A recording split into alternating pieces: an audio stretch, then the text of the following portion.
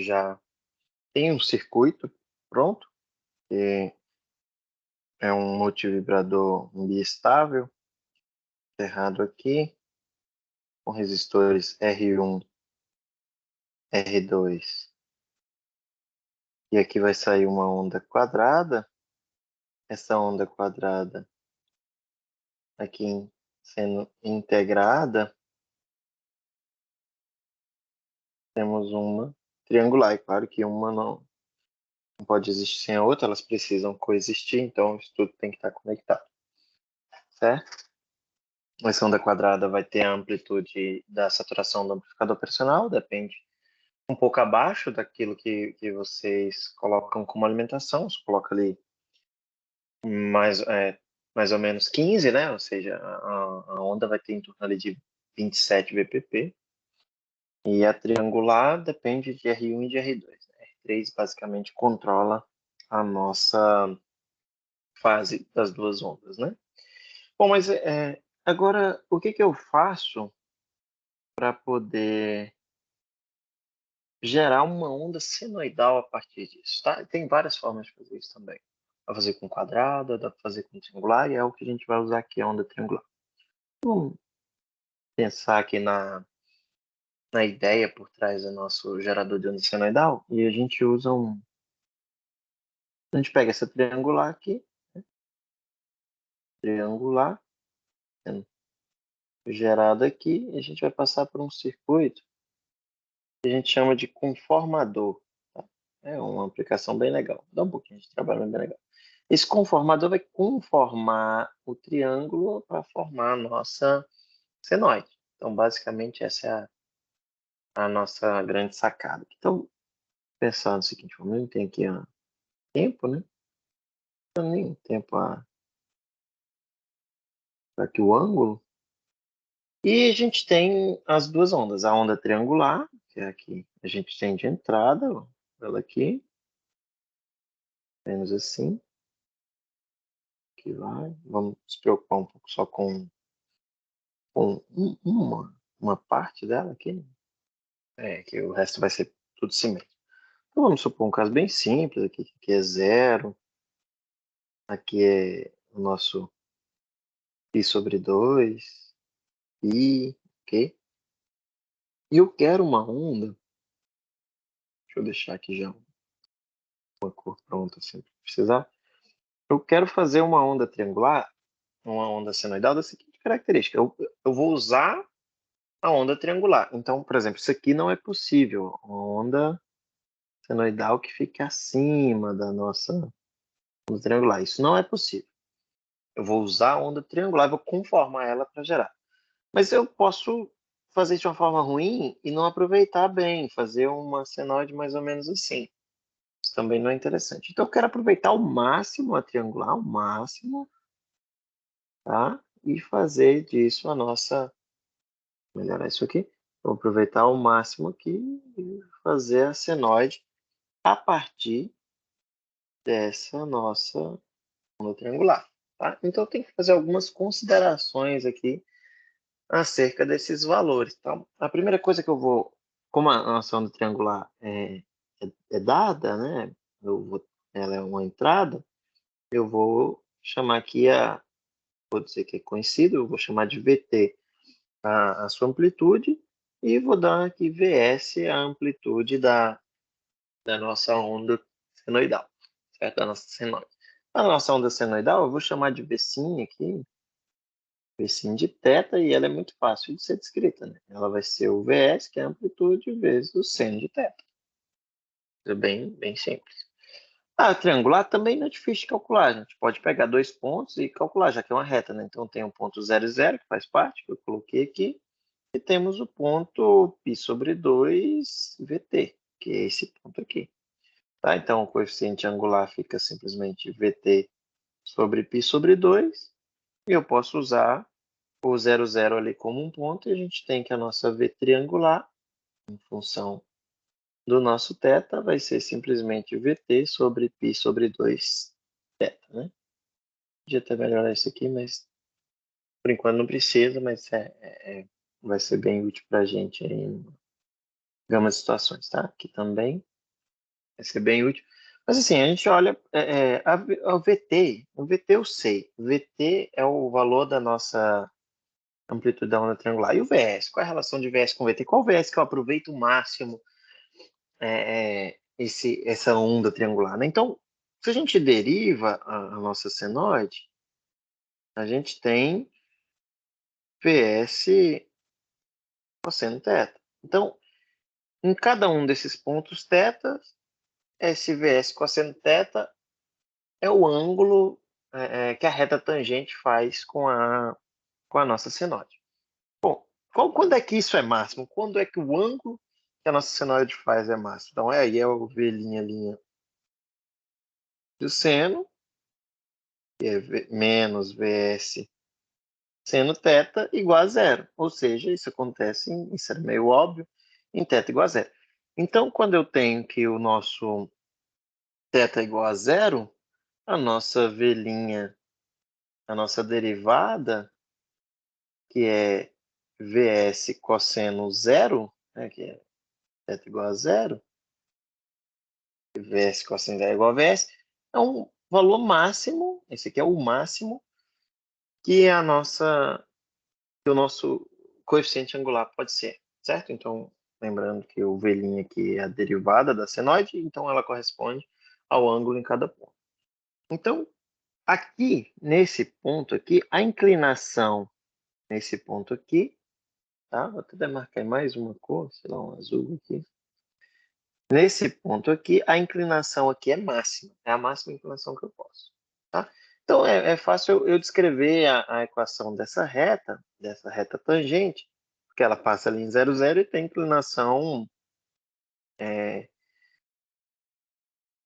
eu sei que ela tem que coincidir com a nossa triangular para isso fazer sentido, então eu posso escrever a V' como sendo simplesmente VS θ, certo? É isso que eu estou querendo dizer. Eu estou querendo sempre deixar essa reta aqui da triangular de uma forma que eu aproveite o máximo dela para ser a nossa senoide. Então, quando eu tiver essa expressão, e eu já tenho uma expressão para triangular, que é VT sobre π sobre 2θ, quando isso aqui ocorre, eu consigo aproveitar o máximo da minha triangular para a nossa senoide. A θ cancela e a gente chega em VT igual a 2 sobre π igual VT igual a π sobre 2 de VS. Só que eu estou mais preocupado com, lembrando sempre de causa e efeito, o nosso VS é 2 sobre π VT, porque o VT que é a entrada, né? Na literatura, em alguns livros, vocês vão perceber que às vezes eles vão falar sem justificar que o VS tem que ser 1/3, 2/3 de VT, tá? Então, você fala, eles estão fazendo uma aproximação de π igual a 3, e essa aproximação é boa? Não, essa aproximação é ruim, tá? Porém, aqui a gente não está falando de aproximar π igual a 3, mas 1 sobre π igual a 1 sobre 3, tá? E essa aproximação sim é boa, tá? Aqui a gente já sabe, 0,666, dízimo periódico. Aqui deve ser um 0,68, é bem próximo. Então, sim, para fins de solução, mas saiba que isso é uma aproximação boa, mas a gente tem que, em uma conformador, se eu tenho uma onda triangular e quero fazer uma onda senoidal a partir disso, eu vou começar descrevendo a amplitude da nossa senoide. Para aproveitar o máximo da triangular, ela tem que ser 2/3 da triangular. Então, o máximo que eu consigo extrair de senoide em um conformador com uma onda triangular sendo inserida é 2/3 da amplitude dessa onda triangular, tá? Isso é uma primeira medida aí importante para a gente. Bom, e o que a gente vai usar e como é que é o circuito do conformador? Em nenhum momento a gente falou isso, né? Então, só lembrando rapidamente, a gente vai usar diodos, tá? Esse roteiro é um roteiro de diodos, é a primeira vez que ele aparece, porque isso aqui não é muito difícil de ser analisado, tá? Então, eu tenho esse símbolo aqui para o diodo, é um componente no qual, se você tem uma relação de corrente e tensão, num caso ideal, você teria que para uma certa polaridade, você não tem nada de corrente, e para outra você tem um curto. Então, em uma direção é um circuito aberto, se a corrente está em uma direção, se a corrente está em outra direção é um circuito fechado. Porém, quando a gente estuda lá a física de semicondutores, a gente percebe que para que a gente tenha um circuito aberto para uma direção, um circuito fechado para outra, a gente demanda de uma energia para que isso aconteça. Então, essa energia é muito comum girar em torno de 0,7 volts. E aí, no caso, também uma aproximação, mas um caso já bacana, não um caso ideal, o nosso diodo ele se comporta da seguinte forma, né? Basicamente, a gente não tem corrente com essa polaridade, e aqui assim a gente tem algo exponencial, né? É mais ou menos esse o comportamento de um diodo. E assim, para essa tensão, ele se comporta como um circuito aberto, com essa tensão como um circuito fechado, né? Se a corrente estiver nessa direção, essa polaridade de tensão. Mas isso aqui tem uma coisa que a gente vai usar ao nosso favor, né? Não é o caso ideal que é assim. Ele tem um joelho aqui, esse joelho vai ser, inclusive, muito útil para nós, tá? Mas, tá, volta no nosso problema. A gente tem, então, uma onda triangular, tá? Vamos supor que essa aqui é a nossa onda triangular. E eu quero uma senoide a partir disso. Essa senoide, ela vai ser algo mais ou menos assim, né? Assim, vai até os 2 terços. O que a gente faz? A gente usa diodos para ter certas quedas de tensão bem controladas, de forma que eu consiga escolher aqui ângulos. Lá, vou pegar aqui θ1, θ2, e dependendo de quantos componentes a gente for usar, a gente tem mais tetas ou menos tetas. E eu vou conformar essa curva. Em vez de fazer a senoide, eu vou mudar o coeficiente angular dessa minha triangular de entrada para ela coincidir aqui, depois eu mudo de novo para coincidir aqui, depois eu mudo de novo para coincidir aqui, e eu vou fazendo essas aproximações por segmentos de reta para fazer a nossa senoidal. Tá? Isso, vocês vão perceber que é um resultado que fica bom. E, no fim, ainda vou usar essa ideia desse joelho do diodo. Então, assim, como é que fica esse circuito, né? Sem mais delongas. Então, eu vou ter aqui uma onda triangular, que eu vou chamar de V1. Eu vou passar aqui por um resistor R1, eu vou explicar por que ele tem que existir. E aqui eu vou colocar um diodo, uma tensão e uma referência. Bom, aí, o que acontece? Quando esse diodo ativar, quando a minha triangular chegar a um certo ponto que esse diodo aqui ele vai estar ativado, vai estar passando corrente, aí eu vou ter uma queda de tensão. Essa é a nossa primeira reta. A segunda reta, eu preciso de outro desse aqui. E a mesma coisa, vamos falar de todos esses valores aqui já já. E por fim, eu preciso de um diodo. Esse último diodo aqui eu não vou precisar de resistor, tá? Porque eu quero aproveitar aquela voltinha do diodo. E aqui eu vou ligar alguma coisa, tá? Bom, isso vai funcionar quando a triangular estiver subindo, que esses diodos vão polarizar. E quando estiver descendo, esses diodos vão estar todos como circuito aberto. Eu preciso, então, de ter a parte negativa aqui também, tá? Vou melhorar aqui o espaço. É o terra. Tá? E o mesmo que eu tenho, então isso aqui tem que ser simétrico, tá? Em diversos aspectos. Bom, então o que que vai aparecer aqui em cada uma dessas coisas, tá? A gente vai discutir que a grande dificuldade nossa é calcular esses resistores, né? Eu vou chamar de R1, R2, R3, aqui é o R4, o R5, R6, R7, aqui tem que ser simétrico, então R7, R6, R5, R4, R3 e R2. Então, nosso maior objetivo é calcular esses resistores. Mas como é que esses resistores funcionam? Então, a gente volta para cá, tá? As tensões que eu quero alcançar aqui é as que a gente vai chamar de V1, essa daqui é V2, essa daqui é V3. Eu quero alcançar essas tensões, é isso que vai controlar as minhas quedas de tensão. Então, aqui eu vou chamar aqui de V1, só que eu vou pôr V1 menos 0,7, vocês vão ver que vai ficar mais fácil de analisar por causa do diodo. V2 menos 0,7, V3 menos 0,7. Mas da onde que vem essa tensão? Como é que eu vou controlar essa tensão? Aqui eu vou colocar um mais VCC, tá? Daqui que a gente vai ter essa tensão. Então aqui vai ser menos V3 mais 0,7, que é só o negativo da outra, menos V2 mais 0,7, menos V1 mais 0,7. E aqui menos VCC. Onde é que vai ser a saída do nosso circuito? Bem aqui, ó. Esse é bem aqui, tá? Bom, então vamos olhar aqui para esse circuito com calma.